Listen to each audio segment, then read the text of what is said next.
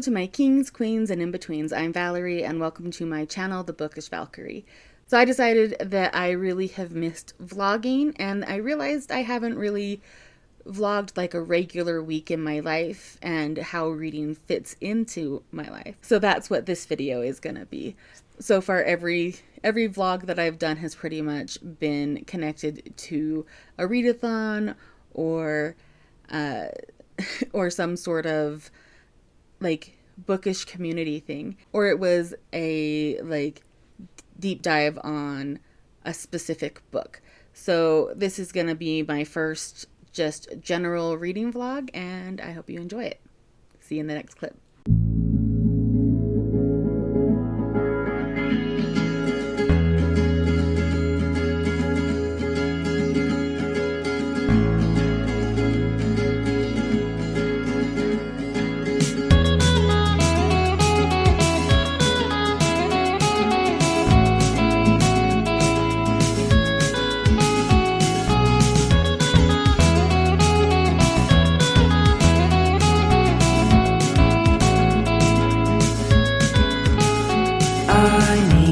Intervention, divine intervention, you know. Only in my crucial moments do they pay attention carefully. The shadows of my past welcome me again with a smile. But something deep within, something new, lets me emerge from my cocoon.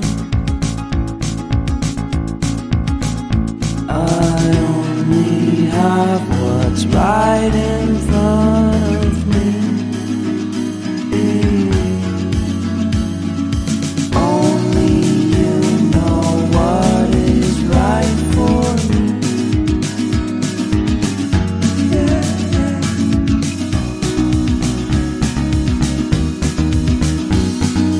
Compromise, compromise, compromise.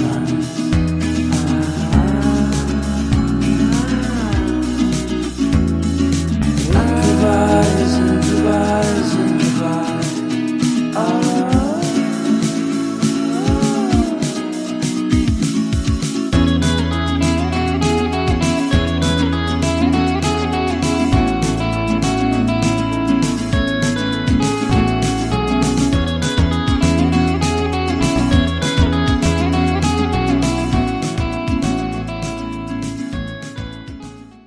Hello, so it is Wednesday and I am doing a quick check-in. I haven't read anything yet this morning because I have been busy filming the intro to this video and my unhaul video. So what I'm gonna do right now is put Dungeon Crawler Carl back on and listen to that while I get these books off my shelves and onto Pango.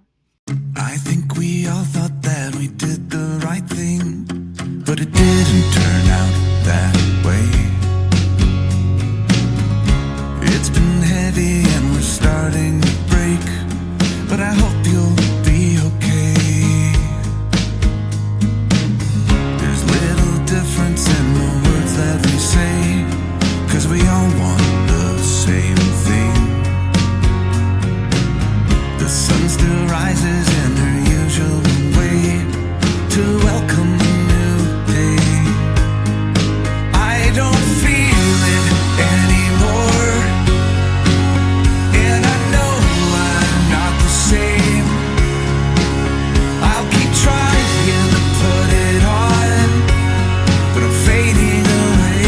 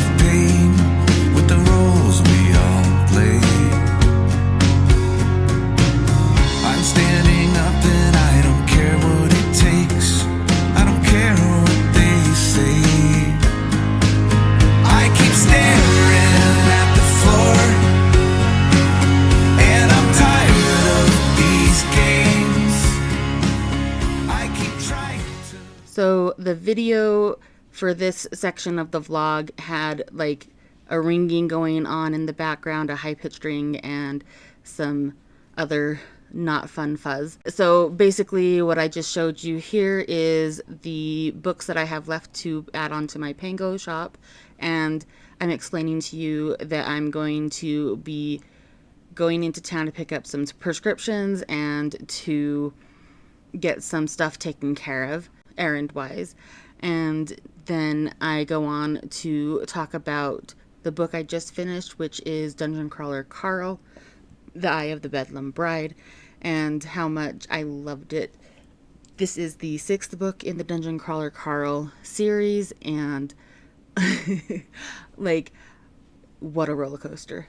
What a roller coaster. It was so much going on with all the different characters, and yet we still had a very cohesive and clear storyline going for over 800 pages. And at this part of the series, there is so much happening with everybody. Everybody has different personal storylines that are coming to crescendos and that are winding down, and it has been quite the adventure to get here. It's also really continuing to be hysterical as things continue to get worse and worse. I am definitely a fan of, if you either have to laugh or cry, I prefer to laugh, and so this is definitely a series that is in the zone of disaster comedy. While everything is very clearly serious, literally life and death every minute, you are still getting a whole lot of humor being thrown in there. So if you are the type of person who thinks that humor in serious situations is dark and twisted in a bad way, then you probably want to avoid this series. But if you like dark humor, if you like laughing in the face of disaster, then this is the series for you. But yeah, I think this might be my favorite book so far in the series. And I'm really glad that I have got caught up with at least where we are with the audiobooks. There's one more book that is currently out on KU, but the audiobook will be out, I think, February 11th or 12th, one of those days. And I'll be excited to pick that up then. And at this point in the filming, I noticed my cat in the background, and she is clearly hunting birds through the window because she is a murderous little muffin. She brings me dead things all of the time, and I'm tattling on her about it. Because, you know, I've always been a fan of the idea that you bury bodies for friends and family. And this one has put it to the test on a near daily basis. I am constantly burying dead things for this one. So anyhow, I am heading off to the store at this point in the vlog, and see you in a moment.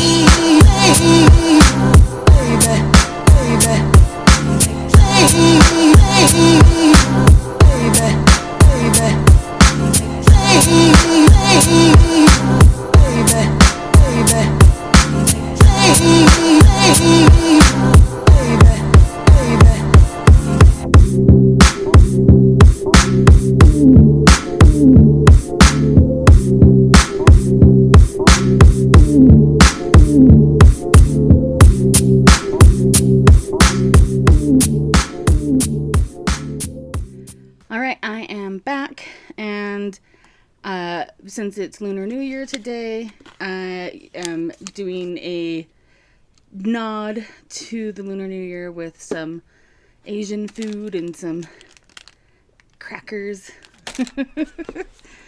Because that's how you celebrate, right? Snacks. Anyhow, I ended up not going with either of the books I originally was planning on listening to while I was out doing my errands. But instead I went with In a Jam by Kate Canterbury, I think is the author's name. I just didn't think I was quite in the mood for horror right now, so I went with a romance. And this is one that has been highly, highly recommended by Izzy from Happy for Now and pretty much everybody that she's convinced so far to read it. So I figured I would give it a shot. So far, it is absolutely delightful. We have a heartbroken heroine who has decided to say, fuck it, I've suddenly got this windfall of a farm. I'm going to go spend what time I can on it, even though my step grandmother left me ridiculous conditions, such as she has to spend at least half of the next year on the property and be married within the year in order to actually inherit the property. And if she doesn't, then the property will go to the town. And so she hasn't committed to trying to find a way to keep the property, but she does want to spend some time there and lick her wounds because she's just been left at the altar. And when she gets there, she runs into a boy that she went to high school with, who is no longer a boy and is currently taking care of a foul-mouthed kindergartner who is his niece / adopted daughter. And she is falling behind in school.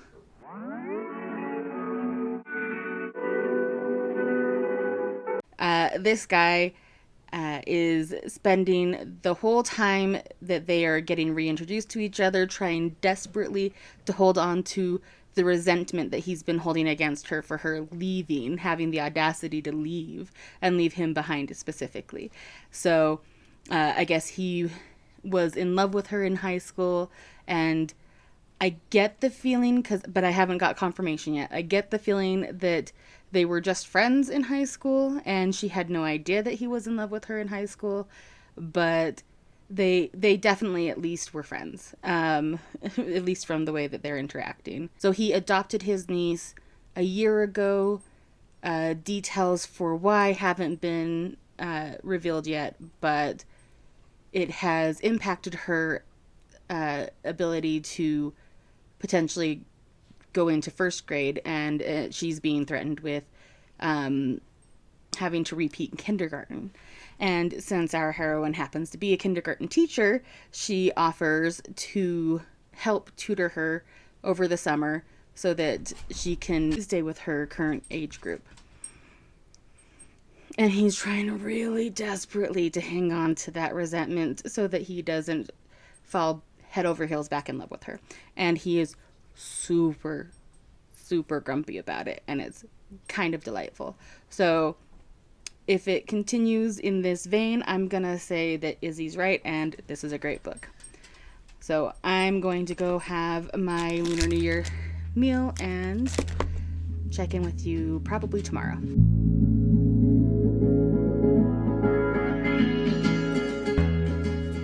Good morning. It is Thursday the 30th, I believe, of January. Basically, I haven't really gotten ready for the day yet, so I read a little bit last night, and this morning it's just been sort of a sit and rock kind of morning. I really do need to get on some chores around the house and make some phone calls, because life is lifing, and then maybe do taxes either today or tomorrow, but no one wants to do that. But I did just receive my ebook. I'm really good at this vlogging life thing. I'm scattered all over the place and forgetting to finish what I'm talking about. Yeah? He's trying to start a howl. But yeah, the book that I was reading last night and this morning is When London Snow Falls by Hayden Stone. It is an romance, and it is between I want to say it's a grumpy sunshine or maybe more black. I think that black cat golden retriever is a little bit more accurate. But basically, our two main characters are in very different places in their life right now. One of them is... Actually, I think this is only a single... Okay, so it is single POV, so I guess technically our main character, our POV character, would be the black cat in the scenario. He is working full-time as a barista. He is going to school full-time for an English degree, and he is a guitarist in a band. Plus, he has a child with his best friend, and he sends her and their daughter money on top of everything else. So he is a very, very, very busy man, and he doesn't have time for dating. He gives himself Friday nights to have a beer or a tumble in the sheets or whatever, but he doesn't date. But then this guy who also is in a band, hello Thor, starts showing up like every Saturday at his place of business, and now they are having a good time, and he is consistently telling himself this is just a fling, but it's very obviously going in a more serious direction. Even if we weren't in a romance novel, no one would believe him. Anyhow, that is what I read last night and this morning. And then I got a package that I thought I would open, since this is kind of a my life and reading vlog. Okay. Oh yeah, okay. So I'm pretty excited for this.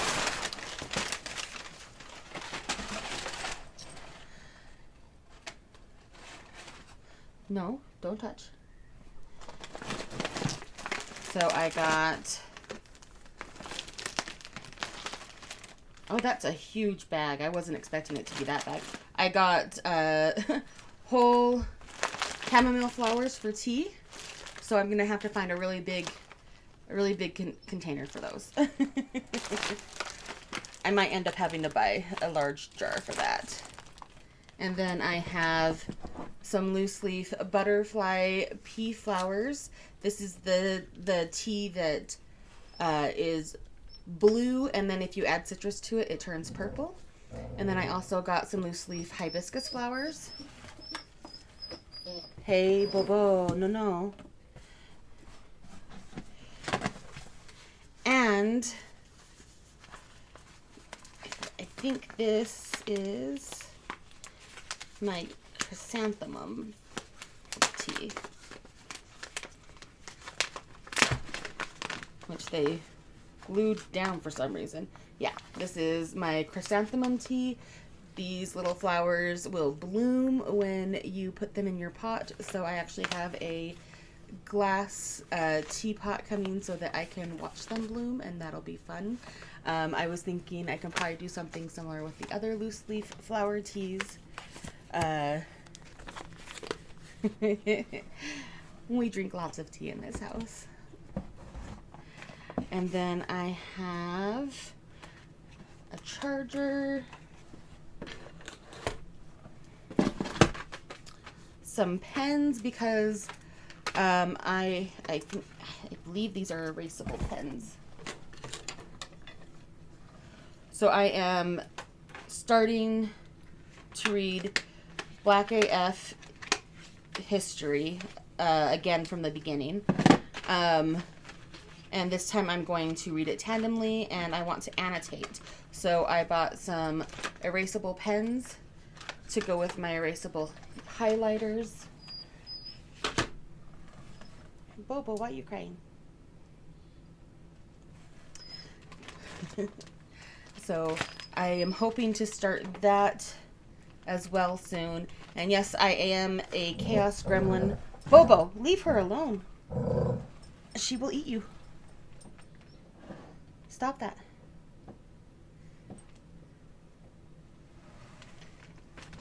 I'm hoping to do that. I'm hoping to start that project this week. I am a chaos gremlin. I read like 5 books at a time regularly. So who knows which books I'm going to actually finish this vlog, but we'll get there. I also bought Nyx, one of my Bassets, a new collar because her current collar is all tore up, so she needs a new one. And then this one I'm pretty excited about. This is my new floor lamp. It's going to go in the corner of my front room over here. I am hoping to set up another space that I'm comfortable filming in over there. I also ordered a library cart, and because I do have space for it over there, and a little stool for me to sit on over there. So basically what I'm hoping for is that I'll have a nice little filming nook plus a place to put my overabundance of books because I have some books on my TBR shelf that are really just double stacked. So I'm going to probably do a pretty major reorganization of my books. I'm thinking I'm going to make that whole corner my TBR corner because my TBR shelves are overflowing. And so I'm probably going to fill up the bookcase that's there and the library cart and then move all of those books over into the rest of my shelving and just do a major rearranging. This is not my shelves. This is going to probably stay the same because this is my roommate's shelves. But I've already done some rearranging in my regular shelves, and I might do a vlog for that depending on when the library cart comes in. If it comes in during this vlog, then you'll see it here. If not, it'll be in a different vlog. Obviously, Oberon needs some attention. So I am going to check in again with you later. Laying low, no place to go. Sunlight dances through the window. Lazy haze fills up the room. Got no plans, just me and you. Time slows down when you're around. Feel the rhythm of our hearts pound. In the quiet we find a groove. Lost in love, no need to move. It's a love, no need to move. It's a lazy weekend, just you and me. Wrapped up in pink blankets, under the sheets. Lost in the moment, in our own dream. In this lazy weekend, we're wild and free. Coffee stains on the table. Lazy kisses, we're unable to escape this cozy bubble where we're lost in each other's troubles. Time slows down when you're around. Feel the rhythm of our hearts pound. In the quiet we find a groove. Lost in love, no need to move. It's a love, no need to move. It's a lazy weekend, just you and me. Wrapped up in pink blankets, under the sheets. Lost in the moment, in our own dream. In this lazy weekend, we're wild and free. Lazy weekend, it's a lazy weekend, just you and me. In this lazy weekend, we're wild and free.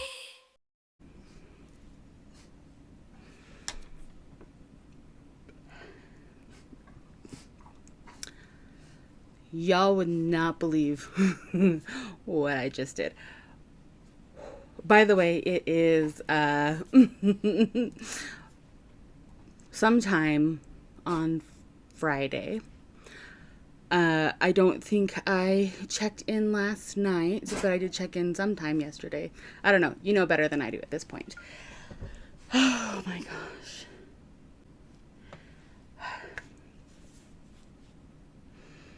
So I was on my way to the bathroom to do something with this, dry the bangs, figure out what's happening here. When I ADHD'd my way into putting away the books that I just finished putting on Pango yesterday,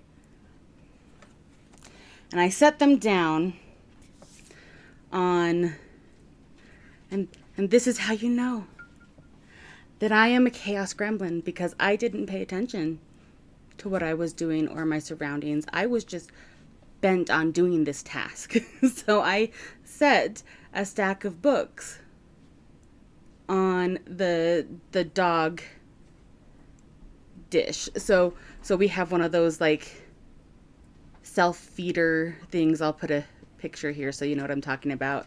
And it's got a big wide surface, and it sits like within arm's reach of my Pango bookshelves, like the literal shelves which I put all of my Pango books on so that I can find them easier. So I set them there, and I go to kind of like shuffle things so that there's room on the shelf, because I'm at the point now where I've got 99 books on my Pango shelves, and I need to make room by like double stacking and whatnot. Because I've just got a short little like 3 shelf bookcase for my Pango books right now. Anyhow, as I'm shuffling things on as I'm shuffling things on my bookshelf, I hear a thud and a splash. And I look over, and the gasp that came out of me, because the books had fallen off of the food dish and into the water dish. And now I have to take this off, or at least after it dries, redo the pictures and the description. Like, I don't know if this is gonna be savable. This is definitely the worst one. I grabbed them pretty quickly, so they're not like soaked all the way through. This one is pretty much just wet on this very edge here. I did try to like use my hair dryer on it for a second, and then it bent one of the pages that were wet, a little extra wet, and I went, maybe this needs to be an air dry situation, and then we'll revisit where we're at. So this one might be like $1 on Pango shortly, unfortunately. Oh my gosh. And then this one has a little water damage here. Like, they all fell like on top of each other, so I'm really kind of shocked that this isn't worse. Bobo. Sorry, I'm just so used to ignoring him. Oberon, come here. Come here, Bobo. Yeah? Oh, that's a Nixie. Where's a Bobo? There's a Bobo. What a good boy. Yeah. Yeah? Are you my good boy? Yeah? Can we be quiet just for a minute? I just need to finish this update real quick, okay? Okay. Alright, so anyhow, I am honestly shocked that these aren't damaged worse, but like, even though I am unhauling these books, and even though I have no intention of ever reading these books again, they're still books, and my heart stopped watching them in the dish, in the water dish, and I just, it killed me a little bit. So this one is a little bit wet here, and this one really just was wet on the cover, so I don't think I'll have to pull this one, but I will definitely have to pull both of these off for now. and then maybe update them. I don't know. Would you buy this? Would you buy this for $1? I don't know. I don't know. Yeah, I know. Rue. Would you buy this? I mean, maybe for $1 I would buy it if I really wanted it. It's so sad. Anyhow.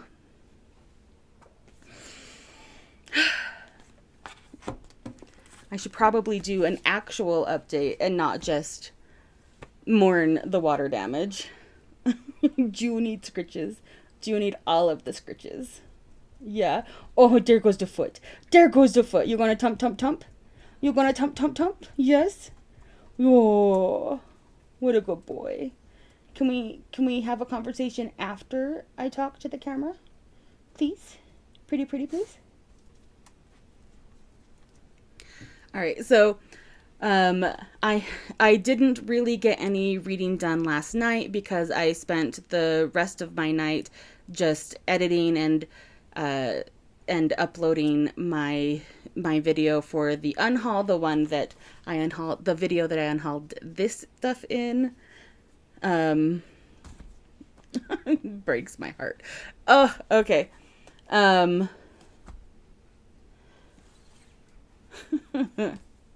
You know, this used to be my favorite book in the series. I don't feel like it held up very well because a lot of the like internalized misogyny and mostly a lot of Anita Blake's internalized misogyny came through in this, even though she was very clearly thinking she was writing from a feminist standpoint. There's a lot of internalized misogyny in this book. So it went from being one of my favorites to being one of my least favorites, mostly out of the disappointment when I reread this through more modernized, and through having done the work to remove some of my own internalized misogyny. But it still breaks my heart. Maybe if I press it while it's drying, it'll be not too bad. At least worth $1. I don't know. Anyhow, distraction. So distraction. Okay. In case I haven't been clear, I do have ADHD and it is running wild right now. So anyhow, I like I said, I didn't get very much reading done last night because I was editing my video and getting it uploaded and whatnot. Breathe. So, but this morning I have been listening to In a Jam, and we are finally getting to the part that I had already sampled. That is like one of those like my wife moments where she calls him from a bar drunk and sad because her teacher friends, or well, I guess coworkers, I wouldn't call them her friends, especially because of the fact that they left her at the bar. She went to the bathroom and they left her at the bar. I wouldn't do that to somebody I met that night. And these teachers have been working with her for like a month now, and they did that after coaxing her to come out in the first place when she wasn't terribly interested in going. So anyway, this is like halfway into the book, but we're still not in any kind of spoiler territory because like this is the section that is in like the audio sample. So basically, she drunk dials the MMC, and he automatically gets very gruff and, "Where are you? Stay there. Don't touch any more alcohol. Don't touch the cute bartender. And I'm going to come and pick you up." And so she goes with him, and so he shows up and takes her home and gives her this like list of things that his wife will not do. And she gives him back, exactly what that deserves. He says, he says things like, "As long as you're my wife, you're not going to put yourself in situations where your well-being and safety are dependent on lacrosse coaches. And she's like, he's not even interested in me. I'm not interested in him. He just was the one who invited me. I went out with a whole bunch of teachers. I'm pretty sure he's actually dating one of the other teachers. This wasn't a date, because he's very hung up on this whole lacrosse coach thing, and this lacrosse coach that abandoned her. Oh, and I don't know if I mentioned this earlier, but they are married now. That is, again, not really a spoiler. It's in the summary. She has to get married, and he offers to be her husband in name only, on paper only, to help her get help her get the inheritance that her grandma Lolly left her. And one of the stipulations was that she needs to stay there for the majority of a year, and she needs to be married within that year in order to finalize the inheritance for this.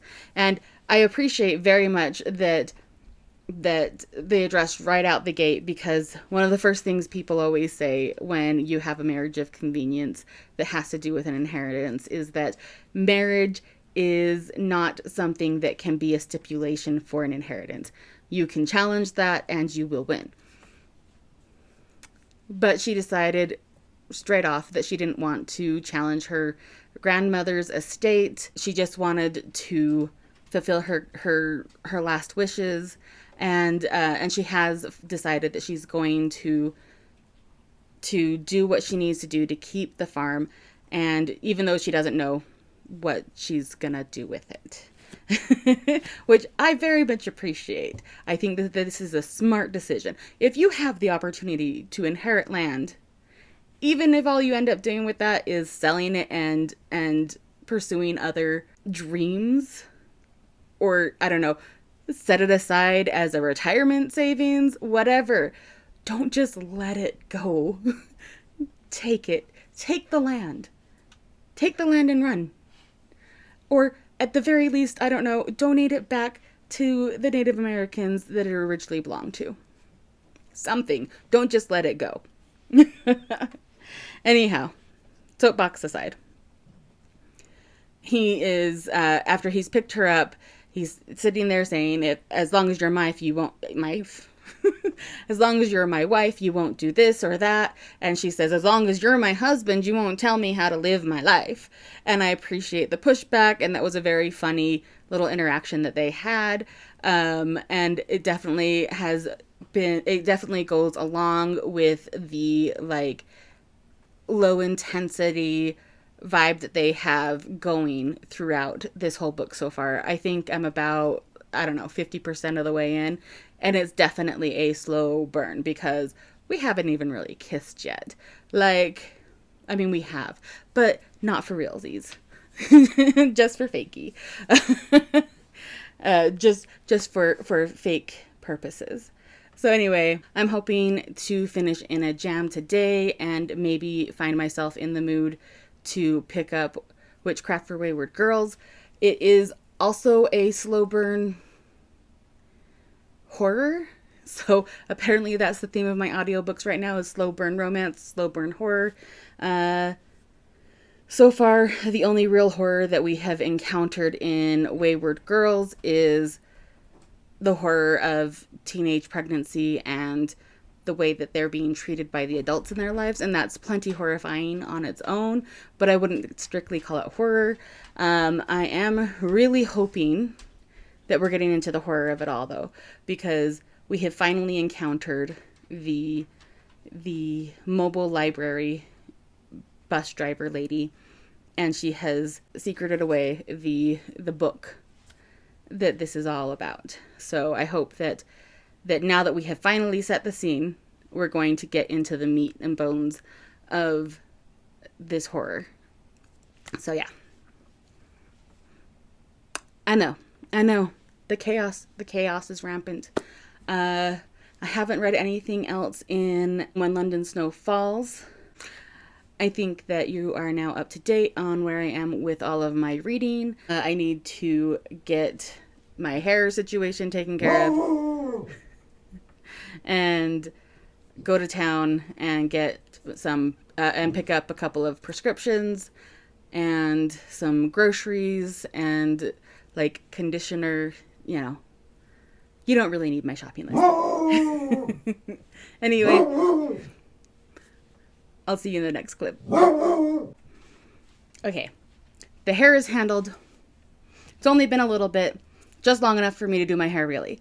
But I do have one little gripe with In a Jam that I have to address, and that is how annoyed I am at the MMC who I keep forgetting his name. My gripe is that he keeps saying that he has all of these like dreams and wants and wishes, and how the female MC is not gonna ever give him what he wants. But like, he never ever says what he wants. He never so much as implies what he wants. Like, she's not a mind reader, bro. And it's so obnoxious that you've got this like fatalistic, oh, I'm never going to find a happiness attitude. I mean, I love the sizzle. I love the pining. But come on, like, there is plenty keeping you apart beyond saying, not just coming out and saying, hey, I want you. Like, it's the simplest thing in the world. And I get that that is not easy. But like, come on, bro. I believe in you. You can do it. Come on. Also, like, he keeps telling himself how he needs to just, like, resign himself to the idea that he'll never have what he wants with her. Which, if she had told him no, I would be fine with. That would be exactly the kind of thoughts that he should have. But he never even asked the question. As a matter of fact, he has given every indication to her that he doesn't want her, that he barely tolerates her.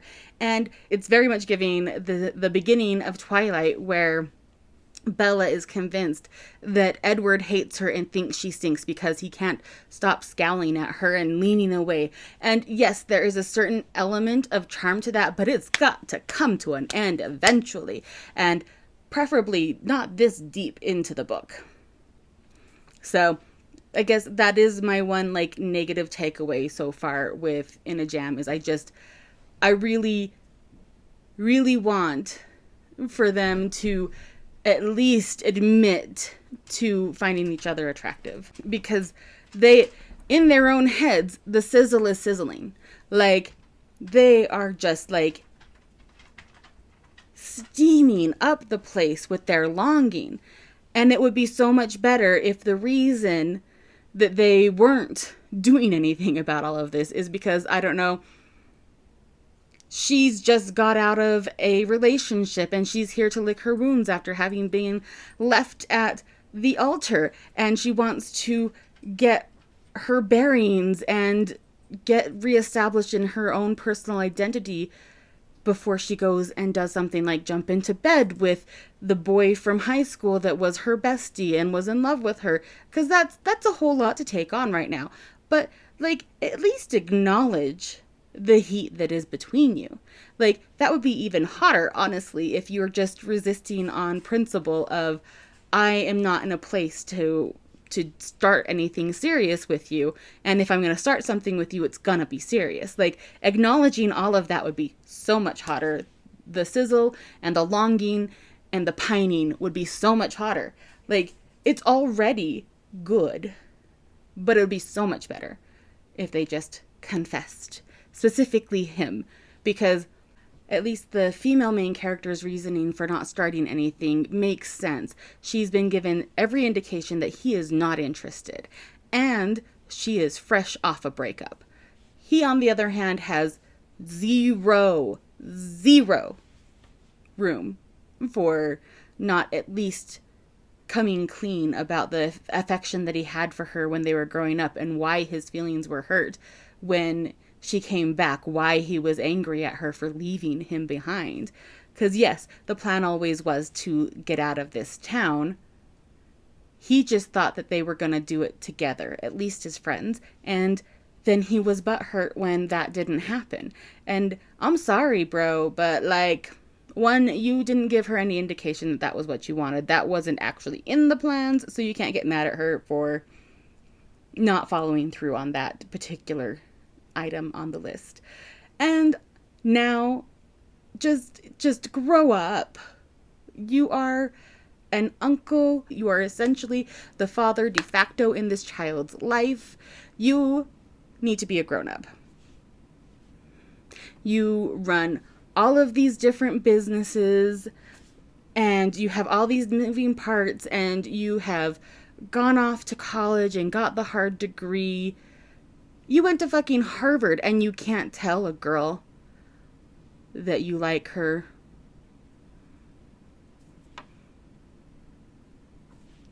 Man up. Just a little. Alright. Bitching complete. I'm going to go back to enjoying the story. Okay, so once again, I have not gotten very far. I literally finished bitching about how dude needs to man up and let her know how he feels and what he wants. And the very next scene, they are making out in the pantry. So, no words have been exchanged. So there's still a chance he's gonna fuck this up. He still may be like, oh, that was a mistake, da da da, but at least we've got somewhere. And that's nice. Anyhow, just thought that was funny and that I should mention that.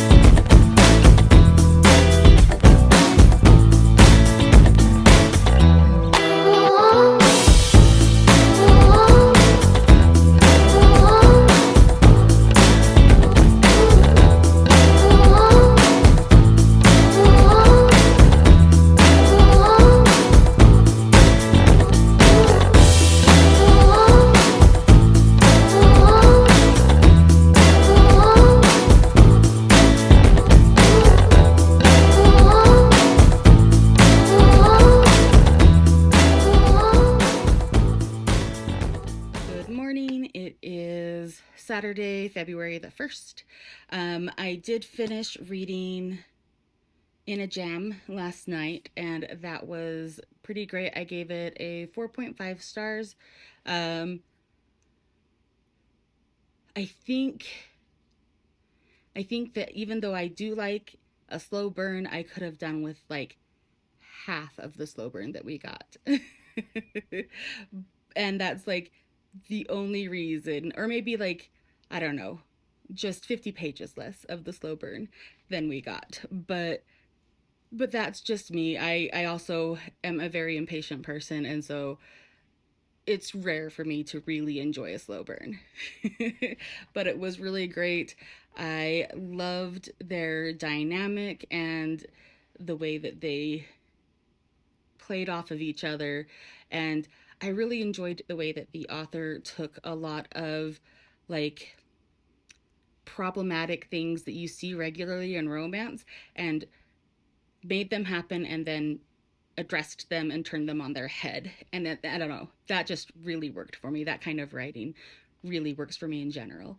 So loved that. I'm so happy I managed to get it finished. And now that we are going into Black History Month, I think that it is a good time for me to do my reread of Black Sun so that I could read the rest of the trilogy. I have been holding off on this because I wanted to make sure I was in the right headspace for a fantasy, and I think I'm feeling that. And it happens to be in time for Black History Month, so that's nice. And then I have a whole setup for annotating so that I can do my tandem read of Black AF History, an unwhitewashed story of America. I started this last year and I just did not have the attention span for it. So I decided that when I made the reattempt, I wanted to make sure I did it right. And I have been pulling together supplies. So I have it all together in this. So I have these bigger tabs that I'm probably going to use to mark the chapters. And then I have clear sticky notes so that I can annotate without writing like in the margins, because there's never enough room. I don't mind writing in the margins. It's my book, I do what I want, but there's just never enough room. And then I also have these guys as tabs for any like significant things that I want to mark out. I also have these, which if I run out of, like if I come up with more designations than this, then I can switch to this to add some more colors in. And then I have a bunch of erasable highlighters, and I have already used these on other books to test them out and see how I liked it, and I think they're pretty fantastic. They are the Pilot Friction Light highlighters, and they are erasable with friction. And then I also ordered a bunch, like you saw in my unboxing earlier, a bunch of erasable pens in different colors. And I'm just really excited about that. So, and then obviously, because there was an extra slot, I had to add a notebook, just in case I feel like I want to work through my thoughts before I put them in the actual annotation of the book. And it's all in this very cute book sleeve that my roommate kindly pointed out to me before I bought it. I missed the fact that they spelt it wrong up here, but they spelt it right here. So that's fun. Like, that's fun. It cracks me up a little bit, but that's all right. It just gives it character, right? And then I also have some of these little like finger and thumb page holders to help me with my hands while I'm reading. So I'm gonna tandem read with my audiobook and my physical book and annotate, and I think that that will keep me busy and engaged enough to actually understand what I'm taking in. Sometimes you just need to do a little extra work when you've got the neurodivergent things happening in your brain, the neurospicy things happening in your brain. So anyway, I have that all set up, and I am excited to get back to this series, like so excited to get back to this series.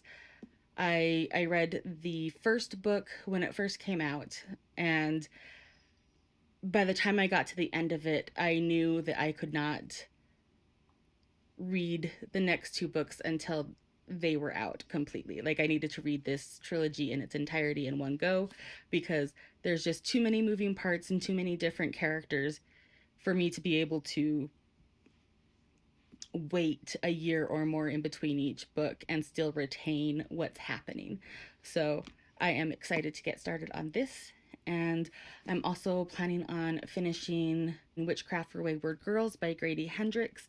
I am, like I said in my previous update, just getting to the part where things are starting to actually happen. So I'm thinking I probably will finish that today, maybe tomorrow. It depends.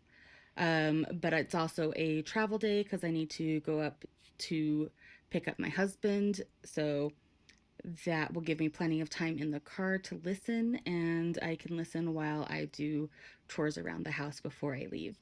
So here's hoping that I can get through that quickly so that I can really dig into this. I will definitely be starting this today.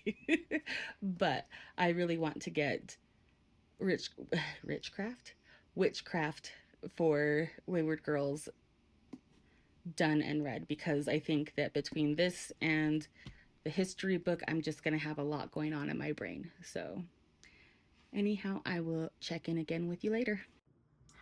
Just kidding, I'm back. I forgot that I was going to include an update on the books that fell in the dog dish. They are not so bad as I was afraid they were gonna be. It's still damaged, but it dried pretty well. I basically dried it as best I could and then pressed it underneath a pile of heavy things, heavy books and things, to, you know, hope that it would dry in a semi-normal condition. So it's got just a couple spots that are still drying. So I'm gonna put it back under so it doesn't expand. And then this one is almost completely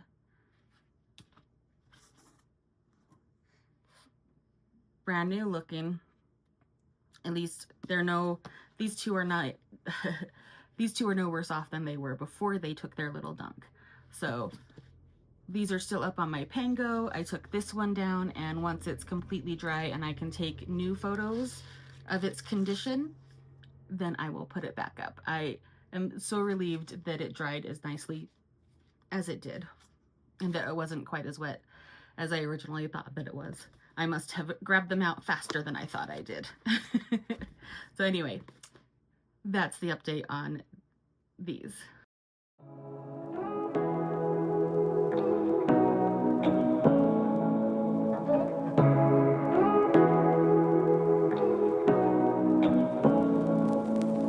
Say what you wanna say to me now.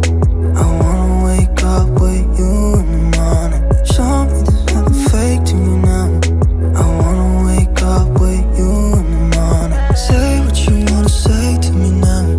I wanna wake up with you in the morning. Show me there's nothing fake to me now. I wanna wake up with you in the morning. Turn this room, turn it to an ocean. Let me float around. Eyes closed, like we're dreaming even when we're not. But you and me got a whole other meaning, I don't know how. But you and me just know how it feels when we're falling in love. Say what you wanna say to me now. I wanna wake up with you in the morning. Show me there's nothing fake to me now. I wanna wake up with you in the morning. Say what you wanna say to me now. I wanna wake up with you in the morning. Show me there's nothing fake to me now.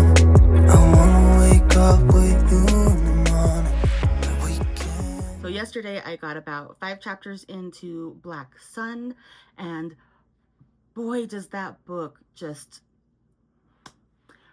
start off with a punch. Like, I remembered it, but not as viscerally as a fresh listen reminds me of.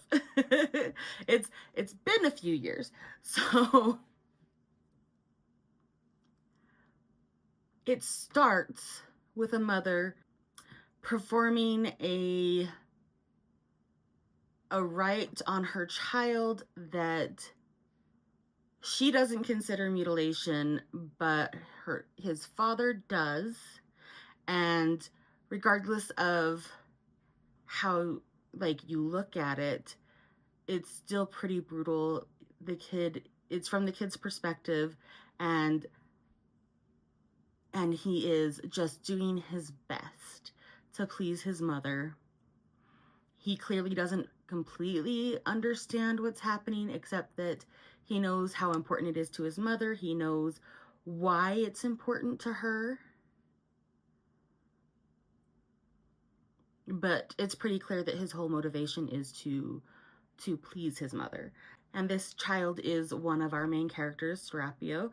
So the religious, like, ceremony that she's doing is like a scarification kind of situation on his back that within their culture is typically done by an uncle or other male family member, and it's done a little bit at a time over time, but they live in a foreign country, and again, his father and his father's people consider this mutilation. And so instead of doing it in the less traumatic method that is common for his mother's people, she had to do it all at once. She definitely falls under the heading of, like, a religious fanatic. But again, that also, there seems to be a little bit of nuance to be had there as well. Her whole tribe believes in these things and in what she's doing. But the part that really, really got to me was when she, like, finishes, like, the final part of the ceremony leaves him with his eyes sewn shut, like, blinded by the sun and with his eyes sewn shut. And again, this is all within, like, the very first chapter. So you know from the very beginning that Rebecca Roanhorse is not pulling her punches with this one. There is going to be a lot of violence and brutality, and I know as it goes on, you definitely get a lot more of the fantasy aspects coming in, and they're pretty epic. Don't really want to say more, at least until I get farther in and I can parse out what is a spoiler or not. I know, like, what major things are spoilers, but I'm not sure which minor things are spoilers. So far we have met Serapio, who is the boy at the beginning with the scarification and the fairly brutal, like, religious ceremony happening at the very, very beginning. And then we meet Zyala. She's a ship's captain, and her people have a special relationship with the ocean, the details of which I will not go into because it's a really fun, slow reveal. It's not, like, shocking. At least for me, it wasn't. I picked up on it pretty quickly, but it's pretty cool, regardless. And then we've also met Narumpa, who is a sun priest. And at the very beginning of her chapter, she is in a bad way, and then it jumps back in time to the beginning of that day, where she started and the events that eventually leads to the beginning of the chapter. So we have a pretty clear picture of how this story is going to go. There is definitely going to be some time jumping back and forth. There is going to be plenty of violence and adventuring, and fantasy, and I'm super excited to continue with this reread. I also got farther into Witchcraft for Wayward Witches, and I'm probably about 55% in, if I did my math right. But I'm still I'm still enjoying it, but I'm still kind of waiting for it to pick up more than it has. So I'm a little bit sad that we haven't got more action, but we'll see how it goes. I also listened to an episode of Books of the Freezer on the way home last night that features Grady Hendrix talking about witchcraft and childbirth and this book. So that was interesting to get his perspective. I can see now why there's definitely a much heavier emphasis on the day-to-day horrors of being a pregnant girl, a pregnant unwed mother in the 70s in one of these homes, with the ridiculous medical practices that were the norm then, and the societal frowning on them as people and shunning on them as people, and not as much emphasis on witchcraft, because apparently this book originally, he didn't know it was going to be about witchcraft until he was talking with his agent, and she asked, okay, so when you are talking on a show about this, what are you going to talk about? Like, what's the subject linked to this book that you're going to talk about? And he said, witchcraft, obviously.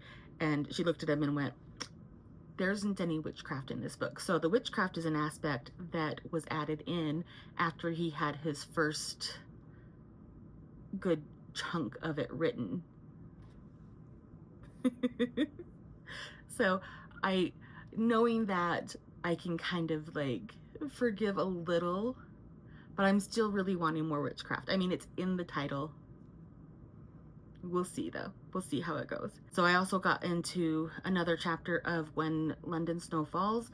I was reading it as I was going to bed, so I really only got like most of a chapter in, but it's still very cute, very fun, pretty engaging. I am fairly certain that if I wasn't ready to pass out when I started reading it, I would have just plowed through a good chunk of the book, if not the whole rest of the book. Hayden Stone's writing is really engrossing and very like readable. Like, if you like the way that Alexis Hall writes, like for instance, Boyfriend Material, if you enjoyed that book, you'll like this writing style as well. So yeah, that's where I'm at right now, and I will check in again with you soon. Hello. So I have read absolutely zilch today because I ended up spending the whole day playing video games with my husband. But we did also get this lamp built and this library cart built so that I can do my book rearranging that I'm planning on doing, and that'll be probably in a different vlog, but I wanted to show them off, and they are very much reader related. So I may actually start filming in this corner a little more often, because I'm going to fill up this cart and this bookcase with all of my physical TBR. So probably gonna have that happening soon, and I'm very excited about it, and I'm probably going to read now. Yeah, probably gonna read now, but I'm not likely to do another check-in until tomorrow, so see you.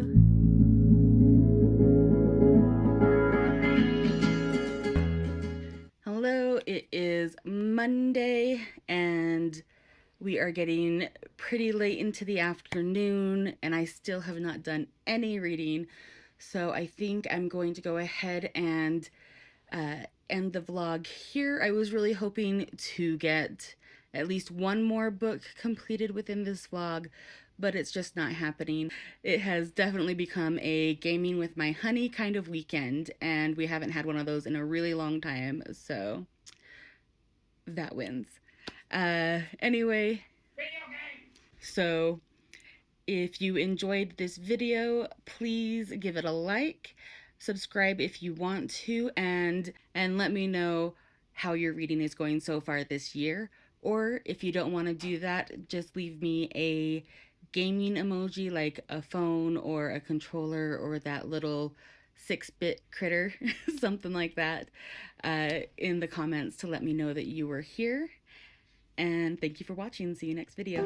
Stars shining bright above me. Night breezes seem to whisper sycamore tree. Dream a little dreamer. I also got farther into witchcraft for wayward words are difficult.